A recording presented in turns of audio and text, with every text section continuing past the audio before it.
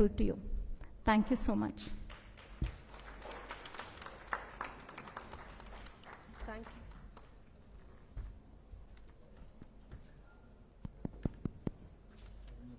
Thank you. Thank you, Ms. Rukmini, for setting the context crisp and clear. May I now invite Mr. Mahesh Anand, the co-chairman, IGBC Chennai chapter and the president, Nippon Paint Private Limited, to deliver the address, please. Welcome, sir.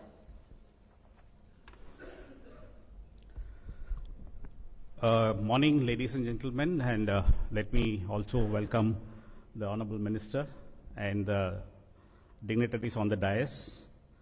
Probably I'm an odd man out of this crowd because I don't belong to the infrastructure industry. Probably you must have seen my title.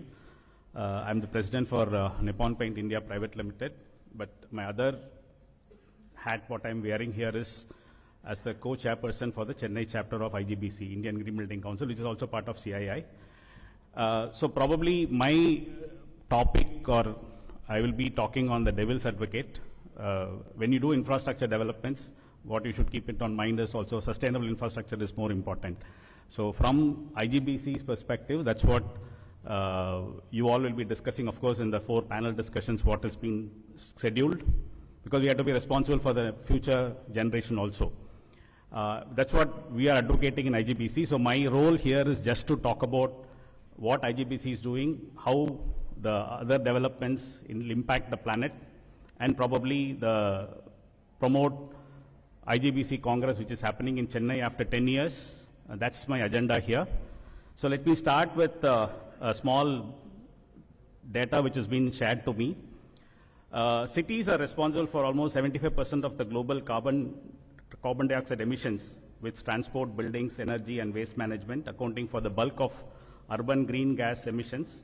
And that's what we are seeing as a climate change. Ultimately, end of the day, what this all happens is the climate is getting changed and the earth is becoming hotter. India as a country is a home to 11% of the total global urban population. So India has surpassed China as the world's largest population, crossing China by 5 million people in the year 2022. We are today at 1.47 billion people. We have crossed China. So that's the amount of populations we have. And also India has emerged as one of the fastest growing economies in the world. It has recently surpassed the UK, which you all read in the papers, and probably will become the leading economy in the next 10 years. It is meant to set examples of sustainable, inclusive development that can be replicated with both within and outside the smart cities, catalyzing the creation of similar cities in various regions and parts of the country. Today, cities are desperate to escape the choking haze of pollution, protect health, and get out of crippling congestion. Big change is possible only if cities take charge and deepen the grassroots level actions. In the recently concluded Azadi Ka Amrut Mahotsav, Niti Aayog released a report on reforms in urban planning capacity in India, which emphasizes the urban challenges, including town planning, need for greater policy attention as urban India will power the growth of the Indian economy in the coming decade. The report realizes the need for cities to be compact and ensure better livability through transport-oriented development. World GBC, which we all belong to, that is IGBC belongs to World GBC, and 70 other green building councils, including India GBC, are working towards building the transition across 3 themes. Theme 1 is about energy transition, Theme 2 is about regenerative transition and just transition. All these transitions relate to the SDG goals, what has been prescribed by the UN, which is the key to the sustainable city, business, industry, or community. Our ability as a human race to withstand, recover, and adapt to shocks is critical to the concept of sustainability and sustainable developments. Green Building Council across the globe and the network is unified in leveraging localized solutions from across the built environment to accelerate the global transition to a decarbonized, sustainable, and resilient society. The built environment is the largest contributing sector to global energy resulting carbon emissions, and therefore it is key to leveraging solutions to secure a sustainable future for all. Capitalizing on the power of digital technologies, it can bring in efficiency and safety critical for the future, or which is going to be a sustainable future. And we have all seen this in the pandemic, which demonstrated the critical role of a resilient and secure digital infrastructure for coordination, social welfare, and global economy. In its efforts to usher a green building movement in India, CII decided to practice before it started preaching on the need of importance of green buildings in 2001. As a result of concerted efforts, CII established the CII Green Business Center, which is headquarters in Hyderabad, which is called the Indian Green Building Council, as its first platinum-rated building in the year 2003. This triggered the green building movement in India. And what I'm going to tell now is most significant. I think it will be a proud moment for all of us. Today, India has over 11,053 projects, accounting to 10.27 billion square feet, which is the second largest in the world, of green building footprint. So we are glad that from green buildings, we are now moving to built environment. It's not important that building alone be green. The people who live inside are more important. So built environment becomes more important. So today we have metros, large campuses, even cities which are embracing the concept of green. We in IGBC have 32 ratings for green, right? Starting from green buildings to green villages, green campuses, green metros. All the certifications are developed by our own energy efficiency leaders. Evaluating sustainable development cities is the next big thing. Green and smart cities will make the difference. 25 plus green cities, India's first of its kind rating tool for greening of cities, have been developed by IGBC for the greenfield and existing cities also. So the rating includes, or it is aligned to the India's smart cities mission objectives, Niti Aayog Annual SDG Index, National Mission on Sustainability Habitat 2.0, Ministry of Climate Change Smart Cities Framework. Our efforts will surely amplify the global race to zero carbon and city climate action plans, thus encouraging local governments to develop actionable zero carbon plans. Today's deliberation by the CII Infrastructure Committee will accomplish India's commitment to ambitious target for achieving net zero GHG emission by 2070.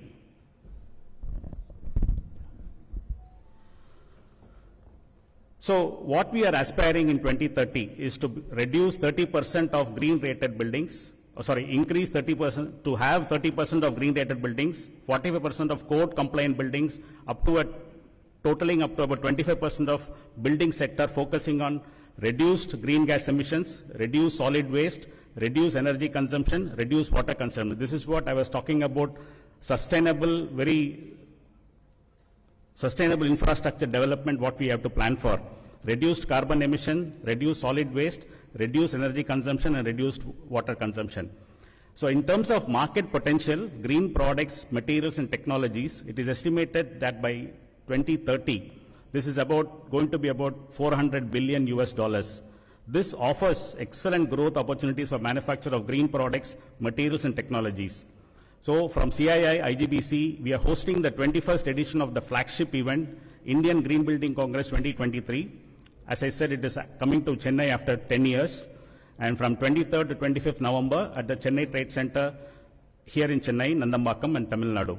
The key objectives of the 21st Green Building are to accelerate the adoption of net zero concept in India and provide a platform to discuss, share, and showcase green products, green materials, green technology, and create new business opportunities in the net zero space.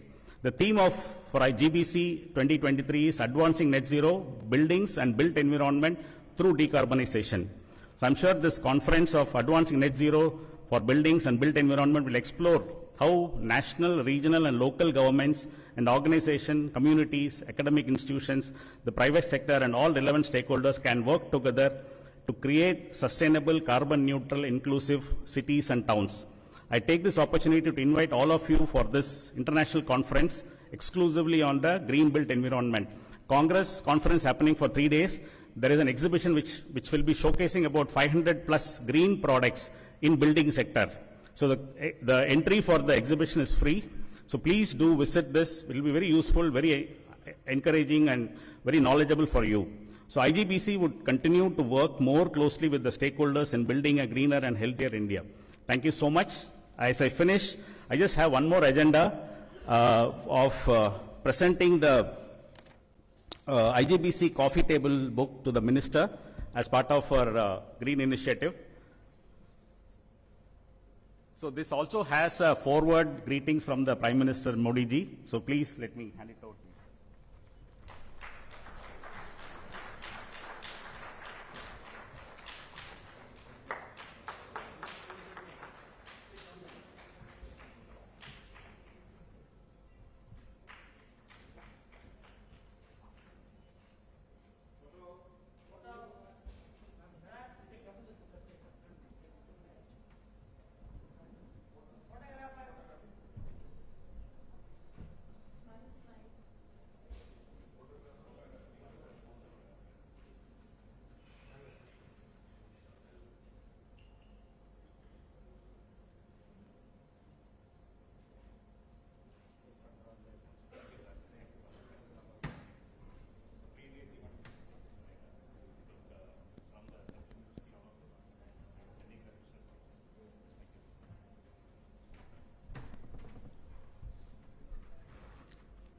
Thank you so much, and I wish this event a grand success. Thank you.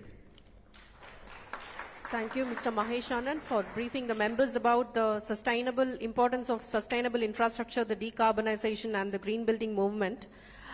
We also welcome all the audience for our 21st edition of Green Building Congress scheduled on 23rd of November in Chennai Trade Center. May I now invite our Vice Chairman for the state, Mr. Srivatsram, to deliver the special address, please. Welcome, sir.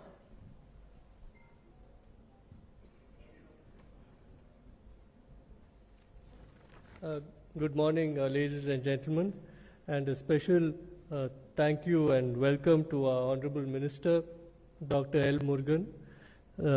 Sir, I remember I'd like to first thank the Honorable Minister for his presence because he's our minister from our state at the center. The Honorable Minister has been very supportive to CII over the years with his support and guidance. As a group of about 25 office bearers, we visited him in Delhi, and we had a 2-hour session with him. We had people from different districts of Tamil Nadu, and everybody came with their issues and their problems, and he gave a very patient hearing for 2 hours and also guided us in terms of how we can take some of these issues forward. Thank you again, sir, for giving us that audience and for giving us guidance on that day. For CII, Tamil Nadu is the largest state in the country, both in terms of number of members. We have now close to 1,500 members in the state out of a total of slightly more than 9,000 members in the country. And we, in accordance with that, as Tamil Nadu is also the most urbanized state, we have district offices. Other than Chennai, we have offices in Coimbatore, Erode, Salem, Trichy, Tuticorin, Karur, Madurai and Tirupur, and we will soon be opening one in Hosur as well. So that is 10 offices covering the different industrial clusters that we have in our state. In each of these locations, we look at creating an environment which is conducive for the industry, working along with the government and the civil society on policy matters. We interface with thought leaders and enhance efficiency and competitiveness and create business opportunities for our members through our specialized services and strategic global linkages. Here we're also, while we talk about the state, we also look at individual issues that each of these districts have and focuses that they have. Some of the districts are very focused in specific industries, and we try to bring that focus to those specific districts rather than talking at a macro level, at a state level.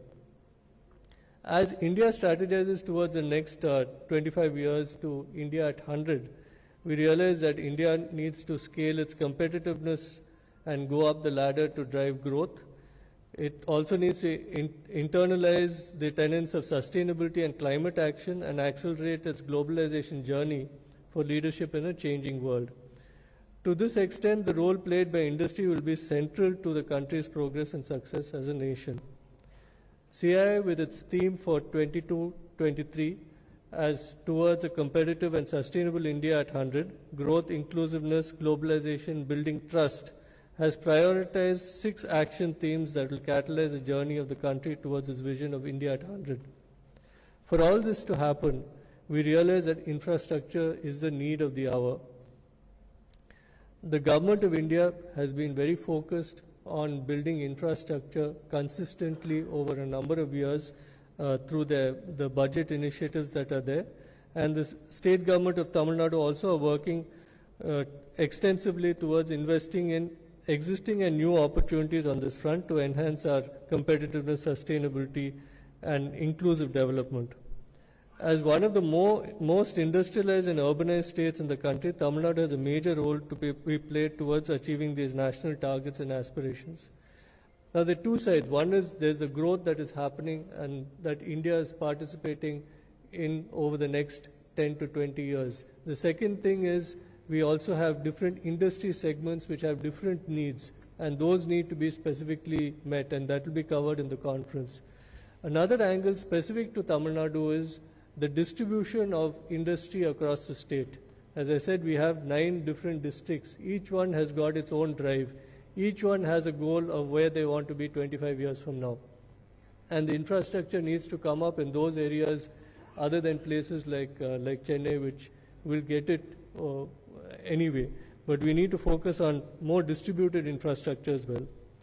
Towards this, I'd like to inform the Honorable Minister that for the first time, CII has launched the Tamil Nadu Policy Action Dialogues in partnership with Guidance Bureau of Tamil Nadu for investment promotion and a single window facilitation. So what we are trying to do here, sir, is we are trying to look at each industry segment for the next 10-20 years. What are the issues, what are the challenges that they have, and how can policy also reflect the challenges of specific industry segments. We've gone not only with the more traditional industries, but we're also looking at up-and-coming industries, notably such as renewable energy, or for example, we are also looking at I think 8 different sectors which we think are emerging, including media, and which I think is an evolving sector in our industry. The objective of this is to enhance competitiveness, ease of doing business in Tamil Nadu through feedback and inputs from CEOs across key sectors. And one of the key aspects of the survey will be to get information on infrastructure-related aspects of each of these industries. And we hope to conclude this exercise in the next 3 months and submit a white paper to the relevant departments in the state and central government. This will be important in terms of framing policies to cover each of these sectors. We're working with several departments of the government by giving constant feedback from industry for their information and intervention. And CII is engaged in several initiatives and activities aligned towards creating a vision of a $1 trillion economy by 2030. And this is the theme of the summit today. We are the national partner for the Tamil Nadu Global Investor Meet, Vibrant Gujarat, and Uttarakhand Global Investor Summit. Through such strategic partnerships and engagements, we get an opportunity to engage on a wide range of discussions with all stakeholders in industry and government to exchange views and opinions. While we undertake this exercise, we also realize the amount of importance accorded by the center and the state on the subject of infrastructure development. I am certain that all other states are also deeply involved in this subject. We also have representatives from the government of Tamil Nadu for discussion this afternoon, and such interactions will go a long way towards bringing the government and industry together, which is also one of the objectives of summits such as these undertaken by CII. To conclude, I would like to congratulate Rukmini and her leadership for the summit, and wish all of you a successful summit in the day ahead. Thank you very much. Thank you, sir. As an outstanding speaker and being invited at many forums, now I would like to welcome Mr. Vijay Anand S., President, New Energy Business, Amara Raja Energy and Mobility Limited, to deliver the special address, please. Welcome, sir.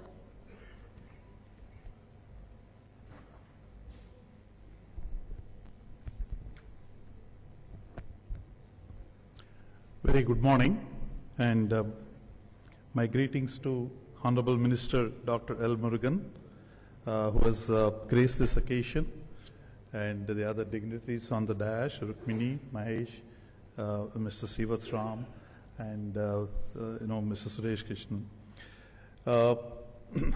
I want to thank Rukmini for inviting me to this session. 5 years ago, if I were to be participating in a session like this, I would have repeated what Mahesh said, saying that I'm an odd man out of this place. But over the last 5 years, as the greening of economy, transition to green energy initiatives have picked up in this country, energy storage has taken center stage. When I started my career 30 years ago, a battery is just an English word, doesn't mean much to people. And at the beginning of the session, we were discussing that you recognize battery only when it doesn't work, and you don't recognize it when it works.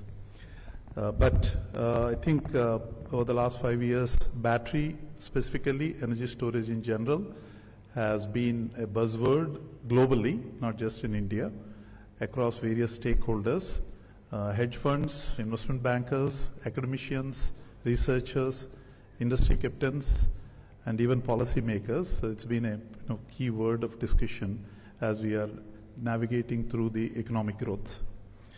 Considering the theme for today's summit, that the state of Tamil Nadu is aspiring to reach $1 trillion economy by 2030, there are two significant elements in that as far as I am concerned. One, I think the state of Tamil Nadu has always held a special place as a leading state on many aspects. It has contributed significant intellectual capital to the nation's growth. It has contributed significant industrialization element to the nation's growth. It has a very rich social and cultural capital as part of the country, and hence when the state of Tamil Nadu aspires for something as significant as $1 trillion economy, it's going to play a significant role not just in the state's economic growth, but will be a significant boost even for the national growth. Second aspect is, we are not setting up a 20-year vision here, in which case it's easy to do that. We're talking about in the next 7 years becoming $1 trillion economy, which is more like here and now. We got to do a lot of things today to get there. It's 3 times from the current GDP of the state in 7 years. By any stretch of imagination, coming from the business, I know how aspirational and how aggressive it is, but it's not difficult to achieve that. So in that context of $1 trillion economy, I want to just place certain reference points as to what would enable it and what are the challenges to get there. More from the energy perspective, because that's where I come from, the energy industry. Comparing India energy consumption or India energy scenario to the global context, we are in the top 5 global nations in terms of GDP size at $3.8 trillion.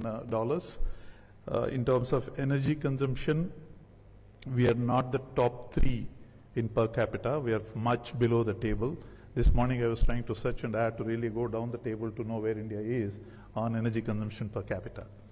But then there are a couple of other metrics that you need to also look at as to, for every unit of energy that we consume, I'm talking specifically in this case electricity energy, a kilowatt hour of unit of energy that we consume, we produce about $1.7 of economy GDP per unit of energy that we consume.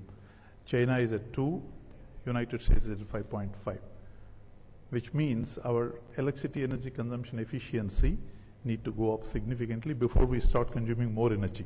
So it's a growth of net energy consumption as well as the efficiency at which we consume to create value for the nation and the society is an important aspect. Having said that, if I were to look at the total energy consumption, which is expressed in million tons of oil equivalent, I hope that definition will change soon because we don't want to talk in oil equivalent going forward, considering that we are going to go on more towards green energy. But today that's a benchmark reference that we approximately consume 500 million tons of oil equivalent energy, which includes electricity, which includes oil, gas, other natural fossil fuel sources. 40% of that get consumed in industry.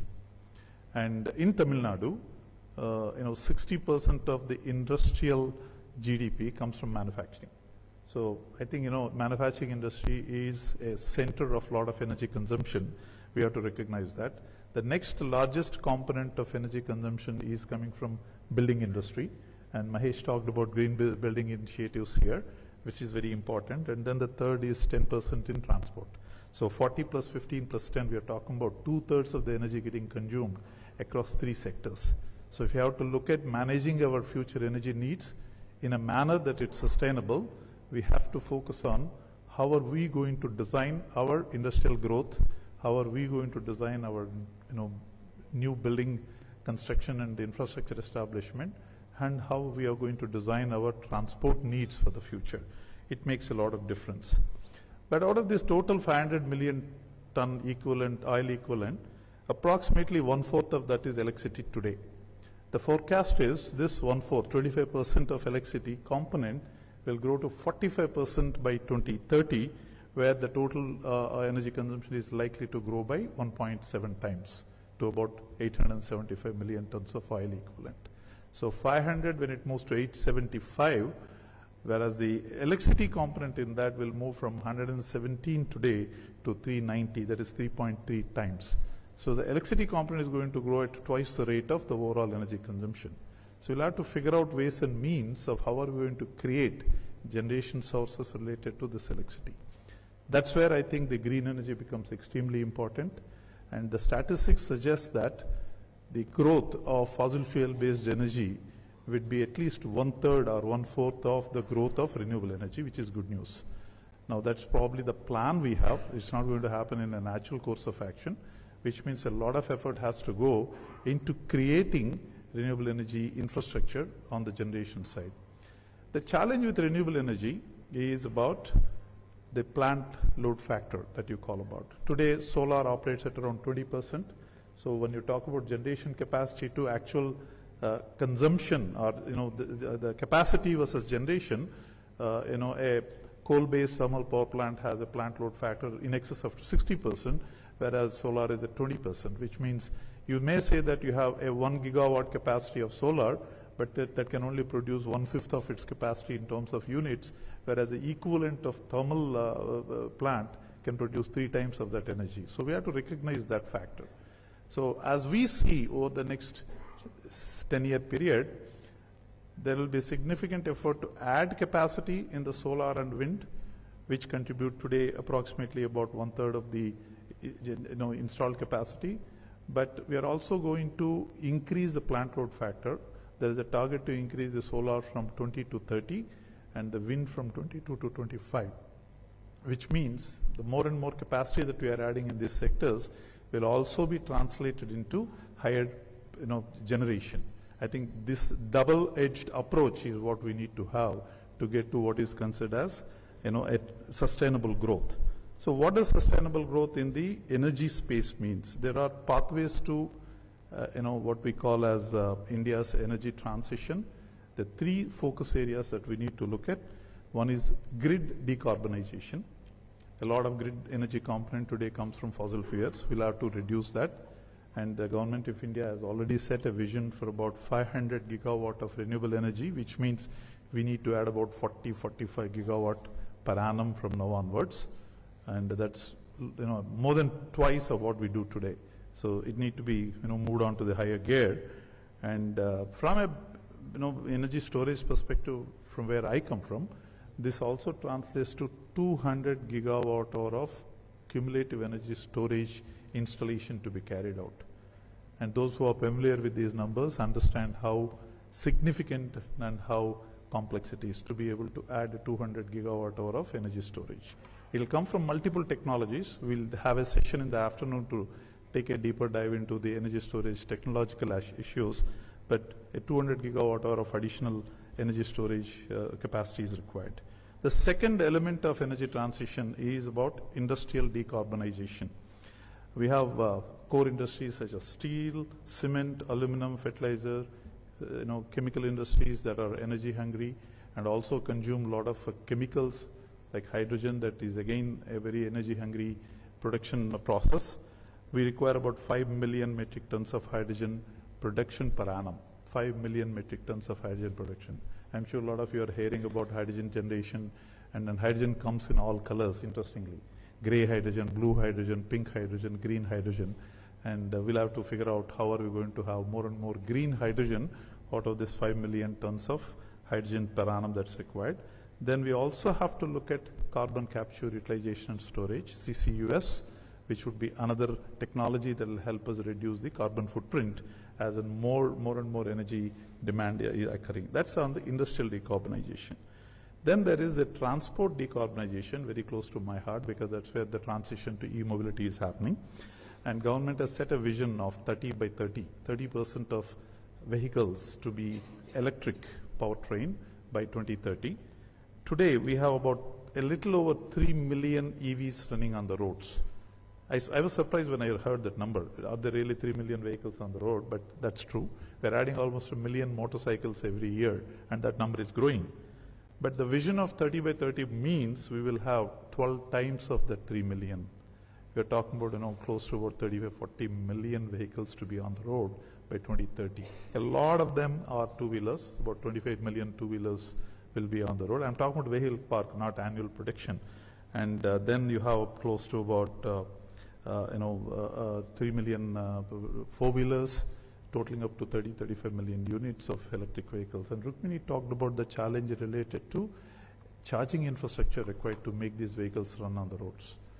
And there again, when I see Tamil Nadu as a state, the manufacturing infrastructure for e-mobility related industries in the entire value chain, Tamil Nadu is standing at number 1.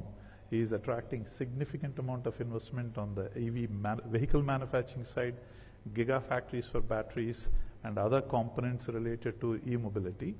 But we'll have to also look at on the usage side in terms of facilitating purchase of electric vehicles. I think there is a opportunity there to move up the ladder if you were to do the ranking of states who are progressively and aggressively adopting e-mobility sales opportunity, and also the charging infrastructure. There are close to about 10,000 public charging points as we speak today, subjected to correction. But Tamil Nadu has only about little less than 5% of those, less than 500 public charging points. Of course, there are individual personal charging network available. The policy need to enable establishment of charging facilities at home, at gated communities, at office spaces, at shopping malls, on the highways. This number has to dramatically go up if we were to have Tamil Nadu moving up the ladder in terms of demand side electric mobility. The supply side, they're already there, in terms of the manufacturing infrastructure, but on the demand side, we really have to do a significant amount of effort there. All of this, to conclude in terms of what impact it will have, at least on the e-mobility side, it's likely to create almost 1.1 lakh crores of savings in oil expenditure that we have, which is largely forex, because we don't have much of national oil reserves, and can also create a 2.1 lakh crore manufacturing value add. I'm talking about the national level. I think that's an opportunity waiting to be leveraged or captured by the state of Tamil Nadu, considering the leadership that Tamil Nadu state has demonstrated in multiple other industrial sectors, infrastructure sector, and education sector, healthcare sector. I think the green energy sector, there is a significant amount of opportunity. Wind energy, Tamil Nadu is number 1. Solar, right up there in the top 3. But the e-mobility is an opportunity waiting to be captured. So I am looking forward to a lot of deliberations during the course of the day. Rukmini to talk about 4 independent sessions, but there is a session immediately after lunch about green energy, and would be happy to interact with other panel members. And again, I wish the summit all the very best and the very stimulating discussions during the course of the day. And again, thank Rukmini and the entire CII team here for giving me the opportunity to be present here. Thank you so much. Thank you, Mr. Vijayanand, for briefing the members about the e-mobility and the renewable energy, especially on the double-edged approach on solar and wind energy. We have now come to the important part of the inaugural session. I'm sure we are all excited to hear from our Honorable Chief Guest, who is present today. May I now invite our respected Sir and Honorable Minister, Dr. L. Murugan, to share his inaugural address, please. Please welcome, sir.